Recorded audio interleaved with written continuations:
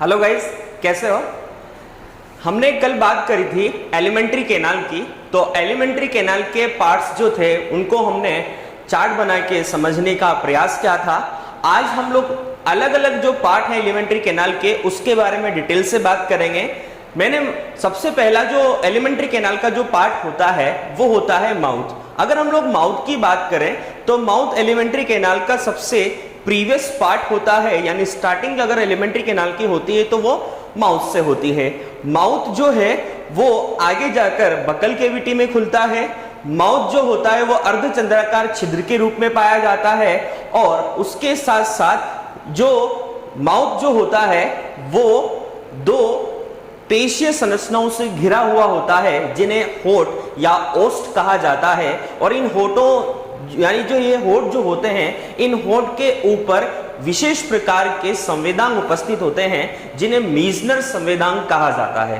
तो ये तो थी माउथ के बारे में बात। अब माउथ जो होता है वो, अब एक चीज और आप लोग ध्यान रखें कि माउथ से रिलेटेड कुछ स्पेशल चीजें हैं जो आप लोगों के आगे कोई भी एजुकेटेड जो एग्जाम्स जो होंगे उनमें आपके बहुत ज्यादा काम आता है। कंपटीशन एग्जाम में भी पूछा जाता है। नीट जो होता है, एम्स जो होता है, उनके एग्जाम में भी काफी ज्यादा बार ये क्वेश्चन पूछा गया है।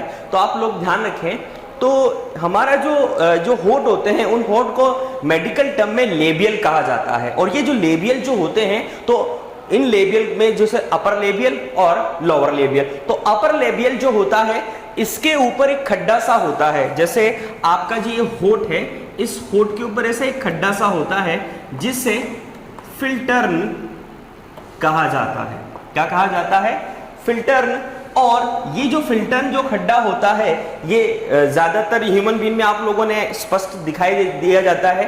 तो इसी प्रकार से आप लोग ध्यान रखें कि एक चीज और आप लोग ध्यान रखें, जो खरगोश जो होता है, खरगोश में आप लोगों ने देखा होगा कि इसी अपर लेबियल वाला जो पार्ट होता है वहां पर मूछे जैसी संरचनाएं दिखाई देती हैं। उन मूछे जैसी संरचनाएं जो होती हैं उन्हें गलमुच्छ कहा जाता है। क्या कहा जाता है? गलमुच्छ। तो ऐसे क्वेश्चन काफी ज्यादा बार पूछ ले जाते हैं, तो ये आप लोग ध्यान रखें। आगे बात करते हैं।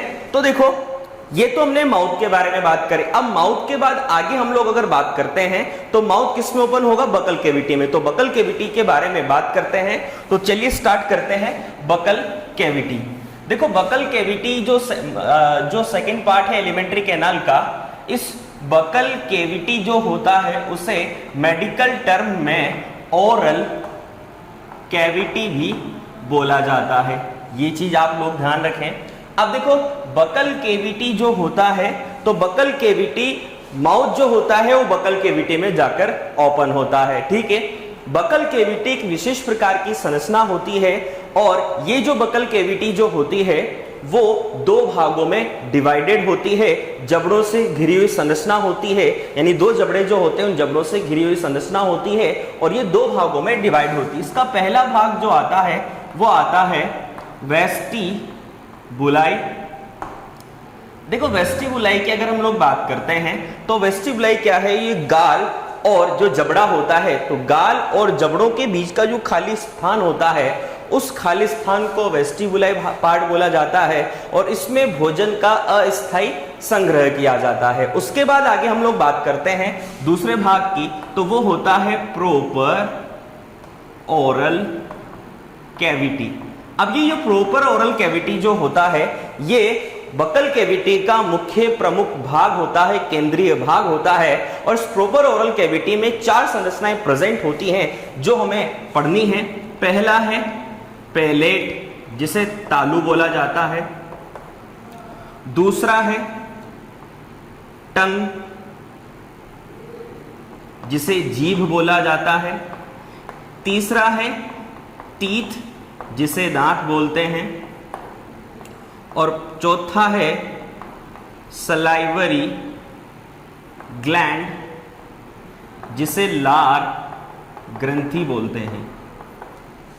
ठीक है। अब देखो, ये जो चारों पार्ट हैं इनको हम लोगों को डिटेल से पढ़ना है। तो हम लोग सबसे पहले पैलेट पार्ट की बात करते हैं। इससे पहले पेलेट पार्ट को पढ़ने से पहले मैं बकल कैविटी को डायग्राम से हम लोग समझने का प्रयास करते हैं कि बकल कैविटी जो होती है वो कैसी दिखाई देती है। तो देखो, ये बकल कैविटी जो है उसका डायग्राम।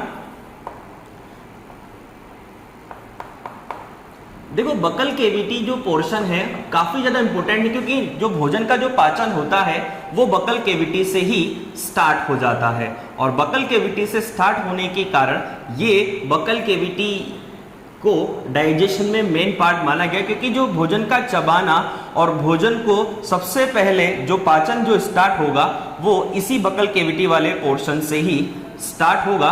इसलिए बकल कैविटी वाला जो पोर्शन होता है उसको अच्छे से पढ़ा जाता है। देखो, बकल कैविटी वाले जो पार्ट है इसमें ये वाला जो पार्ट है इसको बोलते हैं अपर लेबियल, यानी ऊपरी होठ। ये अपर जा, जैसे ये दांत बना दिया मैंने, तो ये जबड़ा हो गया, ऊपरी जबड़ा। और ये वाला पोर्शन। अब ये जो है ये लाइनिंग, यही चीज है जो हम लोगों को बात करनी है। अब यहां पर होता क्या है कि ये अपर जा जो होता है और लोअर जा जो होता है, ये मैक्सिला बोन और ये मैंडिबल बोन। तो इसके बारे में भी बात कर लेते हैं। ये लोअर जा, ये है लोअर लेबियल, लोअर लैबियल, ठीक है, ये लोअर जा। अब देखो, ये जो पोर्शन होता है ये वाला, अब इसमें ऊपरी वाला ये जो पार्ट है, अपर जो साइड का पार्ट है, यानी ये जो जबड़ा है, अपर जबड़ा यानी ऊपरी जो जबड़ा होता है, इस ऊपरी जबड़े का जो पीछे वाला पोर्शन होता है ये कहलाता है हार्ड पैलेट, यानी कठोर तालु, कठोर तालु। और ये पीछे वाला जो भाग होता है इसे बोलते हैं कोमल तालु, सॉफ्ट पैलेट, ठीक है। अब देखो, ये कोमल तालु, ये कठोर तालु। तो ये बकल कैविटी का पोर्शन होता है। यहां पर ये टंग पाई जाती हैं, ये जबड़े होते हैं, स्लाइवरी ग्लैंड भी इसी पोर्शन में पाई जाती हैं। तो इस तरीके से हम लोगों को ये सारा पोर्शन पढ़ना है। तो बकल कैविटी जो है वो इस तरह से दिखाई देती है। अब देखो, सबसे पहले बात हम लोग किसकी कर रहे हैं, पैलेट की। तो ये पैलेट, पहला भाग जिसे तालु कहा जाता है, ठीक है। अब देखो, पैलेट की बात करते तो सबसे पहली चीज तो मेन चीज ये आती है कि ये बकल कैविटी का ऊपरी भाग होता है, यानी ऊपरी साइड जो होती है बकल कैविटी की, ये वाली जो साइड होती है जिसे रूफ भी बोला जा सकता है। तो ये रूफ या अपर साइड जो होती है, उस अपर साइड पर क्या पाया जाता है, तालु भाग पाया जाता है। और ये जो तालु जो होता है ये दो भागों में डिवाइड होता है। इसका पहला भाग जो आता है वो आता है हार्ड पैलेट, और इसे सेकेंडरी पैलेट भी कहा जाता है। अब देखो, हार्ड पैलेट की बात करें तो सबसे पहली चीज हमारे पास ये आती है कि ये जो भाग होता है ये तालु का कठोर भाग होता है, और ये पश्च भाग होता है। कठोर होने के साथ साथ पश्च कठोर भाग होता है, यानी ये पश्च और कठोर भाग होता है। दूसरी बात, ये मैक्सिला तथा पैलाटाइन जो हड्डी होती है या अस्थि जो होती है उससे मिलकर बना होता है। और हार्ड पैलेट जो होता है इस पर विशेष प्रकार के कुछ उभार पाए जाते हैं। इन उभारों को बोला जाता है पैलाटाइन रिज। ये जो पैलाटाइन जो रिज होते हैं ये क्या करते हैं, भोजन जो होता है उस भोजन को मुंह से बाहर निकलने से रोकते हैं। जब भोजन खाते हैं, खाना खाते हैं, तो चबाने के बाद जो भोजन जो होता है वो अंदर ही जाता है, बाहर नहीं आता, तो उसको रोकने का काम कौन करते हैं, पैलेटाइन रिज। और नॉन वेजिटेरियन जो एनिमल्स जो होते हैं उनमें काफी ज्यादा ये डेवलप्ड होता है, काफी ज्यादा विकसित होता है। एक चीज और आप लोगों को ध्यान रखनी है, इसी पैलेटाइन यानी जो हार्ड पैलेट वाला जो पार्ट होता है, ये वाला जो पोर्शन होता है ये नेक से कनेक्टेड होता है। तो यहां पर एक डक्ट पाई जाती है जिसे बोलते हैं नेजो पैलाटाइन डक्ट। और ये जो नेजो पैलाटाइन जो डक्ट होती है, इस नेजो पैलाटाइन डक्ट पर एक विशेष प्रकार के घ्राणग्राही पाए जाते हैं। घ्राणग्राही जो सूंघने का काम करते हैं, और वो घ्राणग्राही जो होते हैं वो हैं जेकोब्सन ऑर्गन्स, यानी जेकबसन के अंग। जो करते क्या है, इनका वर्क ये होता है, जब खाना चबाते हैं यानी खाने को जब चबाते हैं तो चबाते समय जो सूंघने का काम, भोजन को सूंघने का जो काम किया जाता है वो इसी जेकबसन अंग के द्वारा किया जाता है। तो ये चीज आप लोग विशेषकर ध्यान रखें। तो ये हम लोगों ने हार्ड पैलेट के बारे में बात करी। अब इसके बाद बात करते हैं सॉफ्ट पैलेट। देखो सॉफ्ट पैलेट जो होता है इसे प्राइमरी पैलेट भी बोलते हैं। ये प्राइमरी सेकेंडरी का मतलब क्या है, पहले ये बनता है फिर ये बनता है, आगे से पीछे की साइड, ठीक है। अब देखो आगे बात करते हैं, जो सॉफ्ट पैलेट जो होता है, इस सॉफ्ट पैलेट की और स्पेशलिटी देखो। सबसे पहली चीज तो ये कोमल होता है और तालु का पश्च भाग होता है। तो कोमल और अग्रभाग होता है, ठीक है। तो तालु जो है, उस तालु का ये कोमल और अग्रभाग होता है, ये संयुज ऊतकों से मिलकर बना होता है।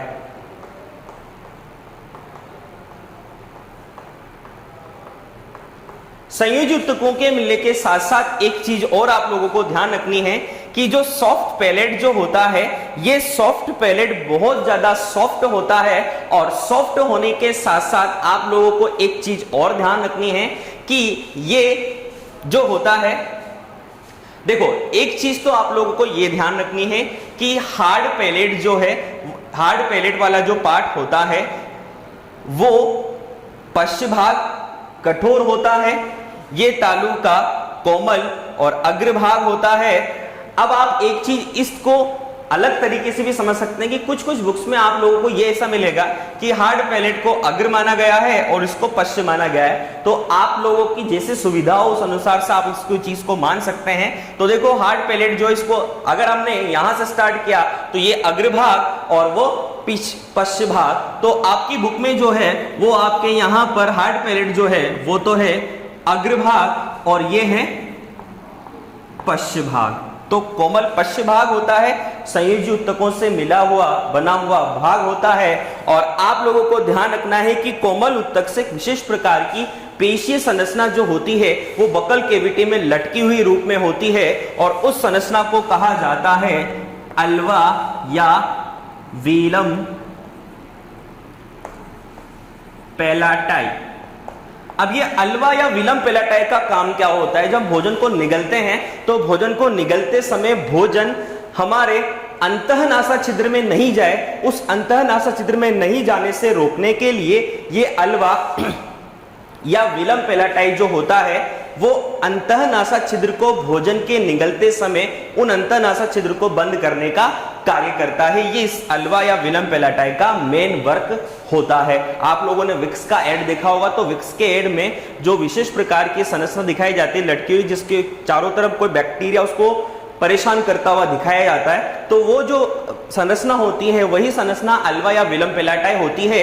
तो खाना जब निगलते हैं तो ये ऊपर की साइड खिसक जाती है, जिसकी वजह से अंतःनासा छिद्र बंद कर दिए जाते हैं, ठीक है, जिसकी वजह से खाना जो होता है वो हमारे नाक में नहीं जाता। लेकिन विलम पैलाटाई जो होता है ना, इसके आसपास कुछ विशेष प्रकार के छिद्र पाए जाते हैं या विशेष प्रकार की संरचनाएं पाई जाती हैं, तो वो संरचनाएं जो हैं उनके बारे में बात करते हैं। तो देखो पहली जो संरचना है वो है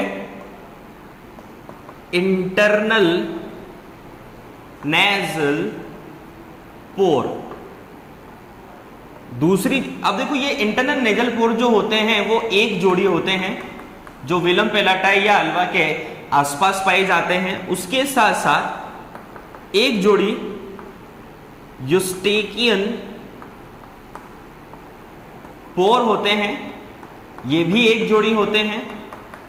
देखो यूस्टेकियन पोर क्या होते हैं, हम जब ईयर पढ़ेंगे, कान जब पढ़ेंगे, तो कान की संरचना का जब अध्ययन करेंगे तो जो कर्ण होता है, इस मध्य कर्ण से एक विशेष प्रकार की नलिका जो होती है वो फेरिंग्स वाले भाग में खुलती है, यानी ग्रसनी वाले भाग में खुलती है। तो ग्रसनी वाले भाग में जो नलिका खुलती है तो उसके जो नलिका के जो छिद्र होते हैं यूस्टेकियन नलिका जो बोला जाता है, उस यूस्टेकियन नलिका के छिद्र को यूस्टेकियन पोर बोला जाता है। तो उसके बारे में जब कर्ण पढ़ेंगे तब बात करेंगे। यहां पर भी इसकी एक चीज का एक वर्ग देखो, कभी कभी क्या होता है, बहुत तेज ध्वनि जब कानों में जाती है तो उस एयर प्रेशर को कंट्रोल करने के लिए, उस प्रेशर को कंट्रोल करने के लिए, ताकि टिम्पेनिक मेम्ब्रेन या कान का पर्दा नहीं फटे, तो हमारे मुंह से उस एयर को बाहर निकाल दिया जाता है। तो वही बात यह है कि यूस्टेकियन पोर एक जोड़ी होते हैं। और उसके बाद तीसरी स्ट्रक्चर होती है पैलेटाइन टॉन्सिल। देखो एक प्रकार के लिम्फोइड टिश्यू होते हैं पैलेटाइन टॉन्सिल। टॉन्सिल के बारे में बात करेंगे। वाल्डर रिंग का फॉर्मेशन टॉन्सिल से होता है, 4 प्रकार के टॉन्सिल होते हैं। तो जब हम लोग फेरिंग्स पढ़ेंगे तो वहां बात करेंगे। ये भी एक जोड़ी होते हैं। तो विलम पेलाटाई जो होता है उसके चारों ओर या उसके आसपास विशेष प्रकार की 3 प्रकार की संरचनाएं पाई जाती हैं जो हम लोगों ने बात करी। तो हम लोगों ने बकल कैविटी जो था, उस बकल कैविटी का सबसे पहला जो पार्ट है पैलेट, उसके बारे में बात करी। अब बात करते हैं टंग की। देखो टंग की बात करते हैं। बकल कैविटी का जो सेकंड पार्ट है वो है हमारे पास टंग, जिसे मेडिकल टंग में लिंगुआ भी बोला जाता है। टंग की बात करें तो देखो ये जो बकल कैविटी जो होता है, उस बकल कैविटी का फ्लोर पार्ट होता है, यानी आधारी भाग होता है। देखो ऊपरी भाग पैलेट पढ़ लिया। अब बकल कैविटी का जो आधारी भाग जो होता है, उस आधारी भाग पर क्या प्रेजेंट होती है, टंग प्रेजेंट होती है, जीभ प्रेजेंट होती है। तो ये आधारी, बकल कैविटी का आधारी भाग। उसके बाद आधारी भाग के साथ साथ ये चपटी, पेशीय और गतिशील संरचना होती है। आगे हम लोग बात करें तो जीभ जो होती है, उस जीभ का अग्रभाग जो होता है वो स्वतंत्र होता है, और जो पश्चिम भाग जो होता है वो एक विशेष प्रकार की गले में पाई जाने वाली अस्थि होती है, जिसे हायोइड बोन बोला जाता है। तो उस हायोइड बोन से जुड़ी होती है, और उस जुड़ी वो जो संरचना होती है, आप जब जीभ को ऊपर करते हो तो एक विशेष प्रकार की संरचना आप लोगों को दिखाई देती है। वो जो संरचना होती है उस संरचना को बोला जाता है फ्रेनुलम लिंग्वी। तो ये जो फ्रेनुलम लिंग्वी नामक जो संरचना होती है, उस संरचना की सहायता से हायोइड बोन से, गले में पाई जाने वाली हायोइड बोन से जो जीभ होती है वो जुड़ी हुई होती है। आगे बात करते हैं। अब जो ये जीभ होती है वो जीभ 2 भागों में डिवाइड होती है, 2 असमान भागों में विभाजित होती हैं। अब ये 2 असमान भाग जो होते हैं, तो डायग्राम से समझने का प्रयास करते हैं। देखो ये हमारी टंग, इस टंग को एक विशेष प्रकार की पट्टिका नुमा संरचना जो होती है वो डिवाइड करती है, जिसे कहा जाता है सल्कस टर्मिनल्स। और इस सल्कस टर्मिनल्स से ये पीछे वाला 1/2 भाग जो होता है वो कहलाता है फेरेंजियल पार्ट, और 2/3 भाग जो होता है वो कहलाता है ओरल पार्ट। ठीक है, यहां पर विशेष प्रकार की टॉन्सिल पाए जाते हैं जिन्हें बोला जाता है लिंगुअल टॉन्सिल, उसके बाद विशेष प्रकार की जीभ जो होती है, उस जीभ पर विशेष प्रकार की अनियमित या पत्तीनुमा संरचना के रूप में विशेष प्रकार की कुछ पेपिलीज पाई जाती हैं। वो पेपिली जो हैं वो 4 प्रकार की पेपिली होती हैं।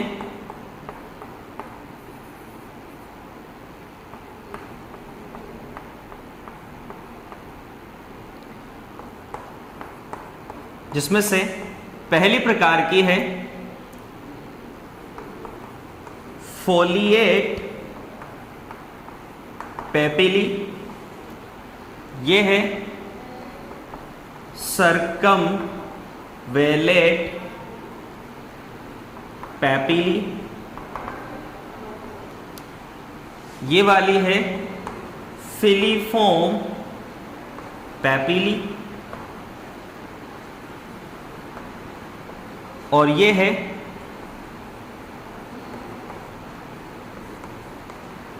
फंजीफोम पेपिली। तो ये टंग के स्ट्रक्चर। अब चलिए बात करते हैं जो टंग है उस टंग के दोनों पार्ट्स की और दोनों पार्ट्स में पाई जाने वाली संरचनाओं की। तो सबसे पहले बात करते हैं हम लोग फेरेंजियल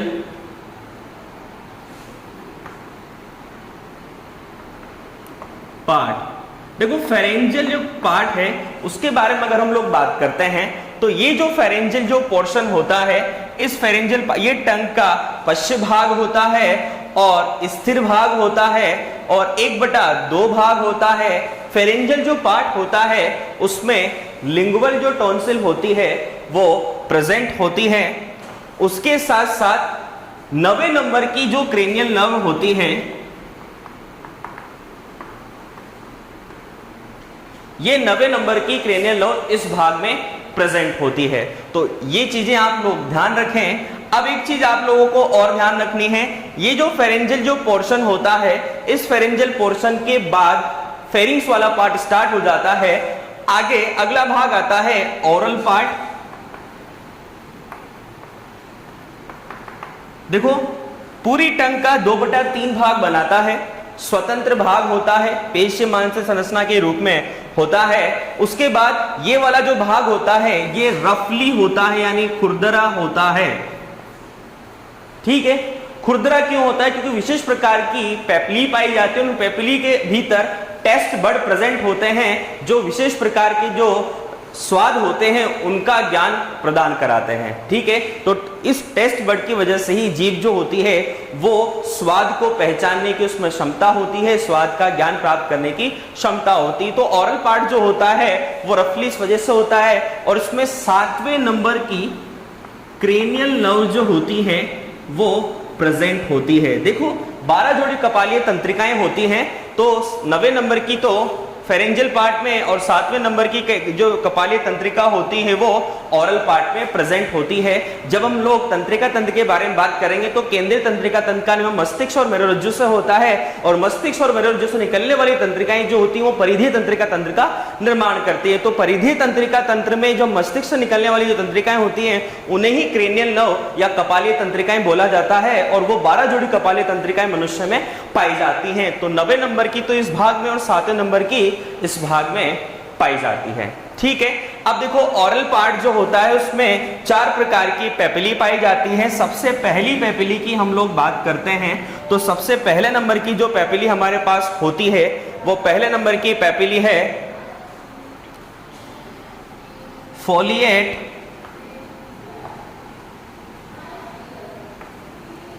पेपिली। देखो इन चारों पेपिली में आप लोगों को 3 बातें ध्यान रखनी है। सबसे पहली चीज तो कि इसकी स्थिति यानी पोजीशन कहां पर है। तो स्थिति की अगर हम लोग बात करते हैं तो देखो फोलिएट पेपिली की हम लोग बात कर रहे हैं। फोलिएट ये वाली पेपिली है। फोलिएट पेपिली कहां है? टंग के पार्श्वीय भागों में, यानी जो जीभ है उस जीभ के पार्श्वीय जो भाग होते हैं वहां पर ये प्रेजेंट होती है। उसके बाद इसके आकार की बात करते हैं तो इसका आकार कैसा दिखाई दे रहा है हम लोगों को? अनियमित, और अनियमित के साथ साथ कैसा दिखाई दे रहा है? या फिर पत्ती जैसा। अगर कार्य की हम लोग अगर बात करते हैं तो इसका जो कार्य होगा फोलिएट पेपिली का वो होता है नमकीन और जो खट्टापन जो होता है खट्टे स्वाद का ज्ञान प्राप्त करना। उसके बाद आगे बात करते हैं सर्कमवेलेंट पेपिली की।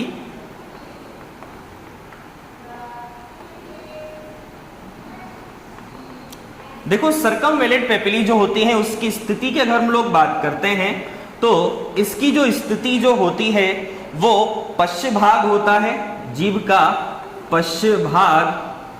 आकार की हम लोग अगर बात करते हैं तो इसका आकार उल्टे वी आकार का होता है।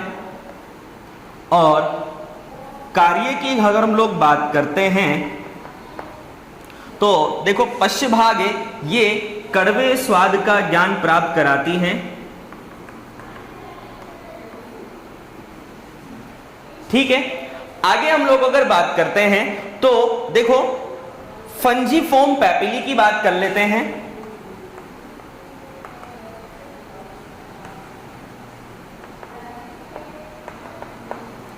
देखो फंजीफॉर्म पेपिली जो होती है, ये फंजीफॉर्म पेपिली की स्थिति का अगर हम लोग बात करते हैं तो स्थिति कहां है इसकी? शीर्ष भाग, इसका जीभ का शीर्ष भाग या फिर अग्रभाग भी बोल सकते हैं। स्थिति के बाद आकार की बात करते हैं तो इसका आकार होता है गोलाकार। और उसके बाद कार्य की अगर हम लोग बात करते हैं तो इसका कार्य शीर्ष भाग का जो कार्य होता है स्वीट यानी मीठे का ज्ञान कराना, जो मीठा जो स्वाद होता है उसका ज्ञान इसी पेपिली से होता है। ठीक है, अब उसके बाद एक पेपिली हमारे पास और बचती है जिसे बोला जाता है फिलीफॉर्म पेपिली।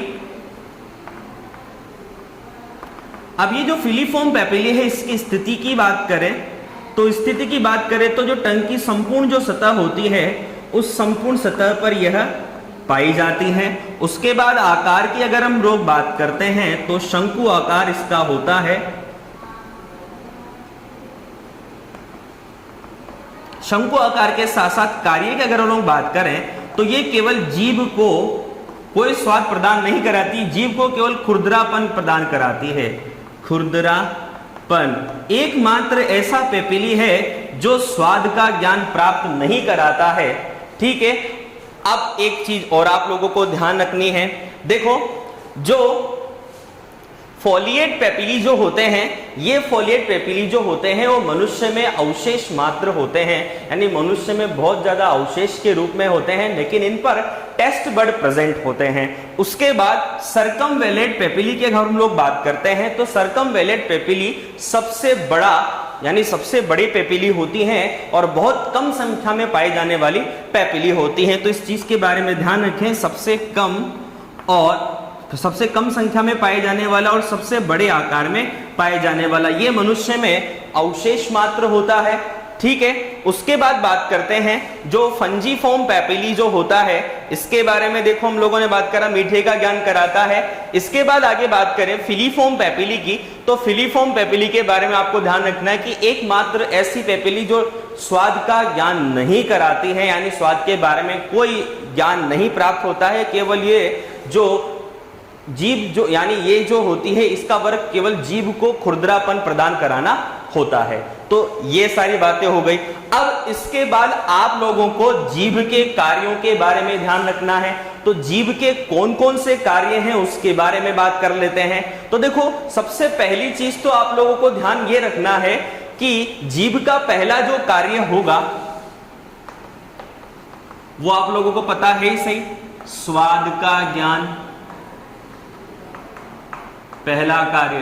दूसरा कार्य भोजन को चबाने में सहायता करना। तीसरा कार्य बोलने में। चौथा कार्य भोजन को जो मुख गुहा है उसमें घुमाने का। पांचवा कार्य इसका यह है कि जितने भी पालतू जानवर जो होते हैं, पालतू जानवर अपने शरीर को साफ करने में जीभ का ही उपयोग करते हैं।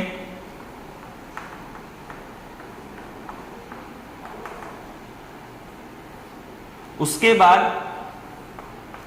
जो कुत्ते होते हैं, उस कुत्ते की जो जीभ होती है वो टेम्परेचर जो होता है, शरीर का टेम्परेचर, बॉडी टेम्परेचर, उसको नियंत्रित या कंट्रोल करने का काम करती है। तो जीभ के इतने सारे काम होते हैं, यानी जीभ बहुत सारे काम करती हैं। भोजन को चबाने में, बोलने में सहायता करती है, भोजन मुख में घुमाने का काम करती है। पालतू जानवरों की जो जीभ होती है, उस जीभ की सहायता से वो जो उनमें क्या होता है, देखो बहुत सारे विशेष प्रकार के लार में एंजाइम पाए जाते हैं, जो बैक्टीरियोसाइडेज एंजाइम जो होते हैं, बैक्टीरिया को नष्ट करने वाले जो एंजाइम जो होते हैं, वो नष्ट करने वाले एंजाइम जो होते हैं वो उस लार में पाए जाने की वजह से ये अपनी जीभ की सहायता से चाट चाट कर उनको सफाई करने का वर्क करते हैं। अब एक चीज और आप लोगों को ध्यान रखनी है, देखो जीभ की जो बात करें तो जीभ के लिए एक चीज और आती है हमारे सामने।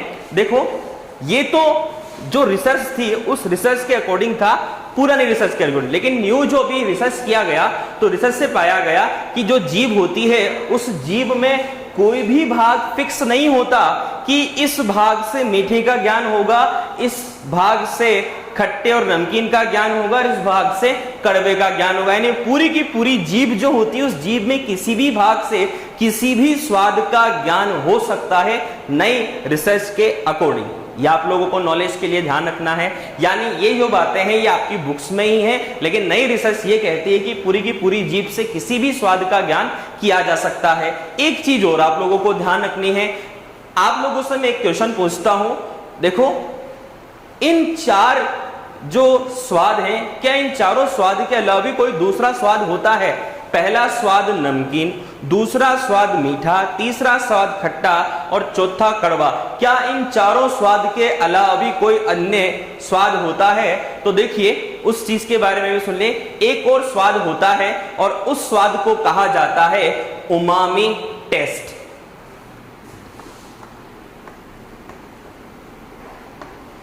देखो ये जो उमामी जो टेस्ट होता है ये लैटिन वर्ड है, इसका मतलब होता है एक्सट्रीमली डिलीशियस, बहुत अति स्वादिष्ट। आप लोग जो मैगी चाउमीन जो खाते हैं उस मैगी चाउमीन में जो स्वाद आता है वो यही होता है, जिसे उमामी टेस्ट कहा जाता है। तो ये जो उमामी टेस्ट होता है ये क्या होता है, कहां पाया जाता है, किस में होता है या किस केमिकल की वजह से ये टेस्ट पाया जाता है?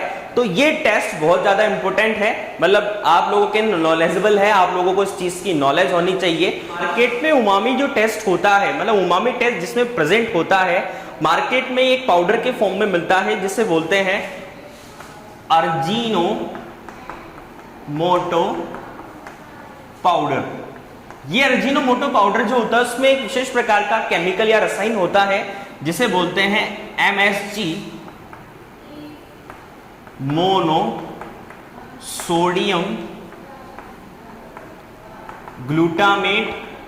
और ये जो मोनोसोडियम जो ग्लूटामेट होता है इसी की वजह से ये डिफरेंट टाइप का टेस्ट हमें प्रोवाइड होता है जिसे बोलते हैं उमामी टेस्ट। जो चाउमीन वगैरह जो होते हैं उस चाउमीन वगैरह में या मैगी वगैरह जो डिश होती है उसमें ये वाला टेस्ट प्रेजेंट होता है। तो 5 नंबर का टेस्ट कौन सा टेस्ट है?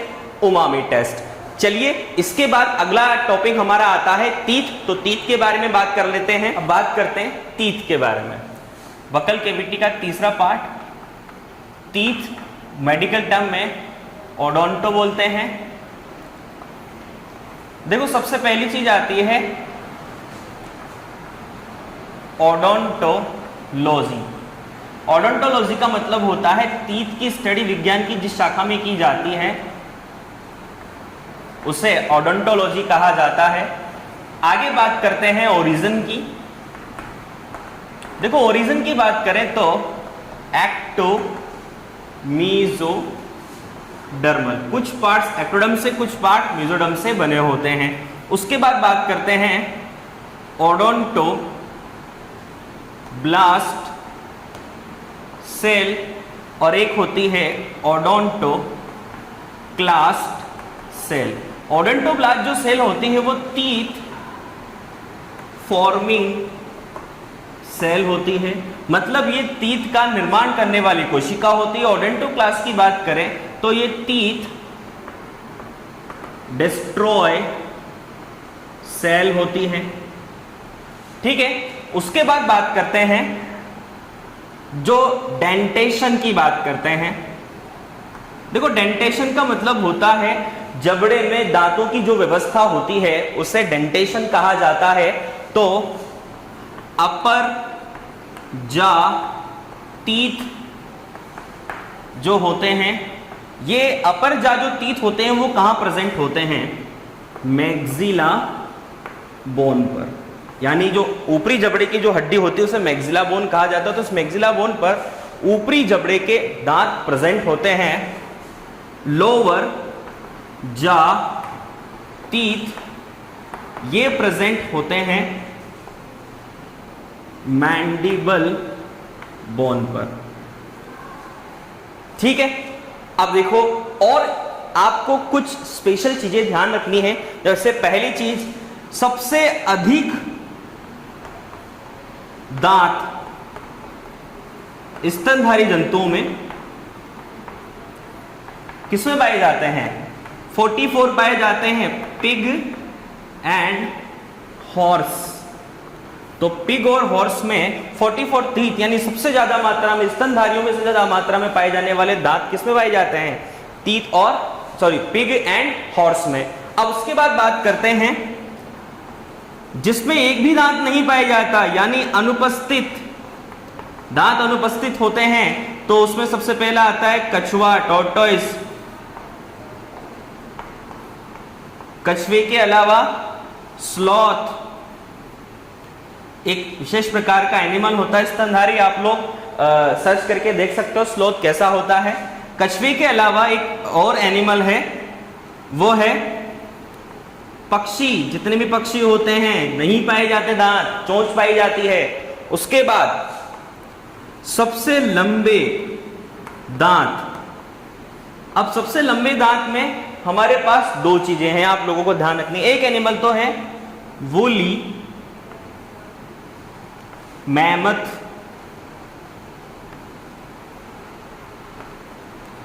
ये विलुप्त प्राणी है। अब वूली मैमथ विलुप्त प्राणी, तो इसका मतलब लंबे टीथ किस में होंगे? फिर आप लोग जानते ही हो, एलिफेंट, हाथी। हाथी के दांत सबसे लंबे होते हैं।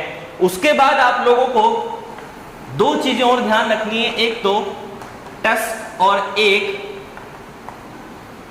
फेंज टीथ। देखो, टस्क की बात करें तो गिलहरी जो होती है उसके इंसाइडर जो टीथ होते हैं,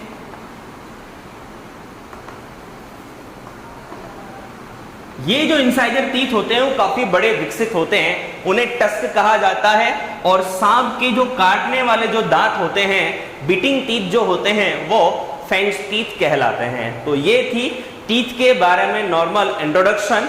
अब टीथ के टाइप्स के बारे में कल की क्लास में बात करेंगे। तो आज के लिए इतना ही। Thank you so much.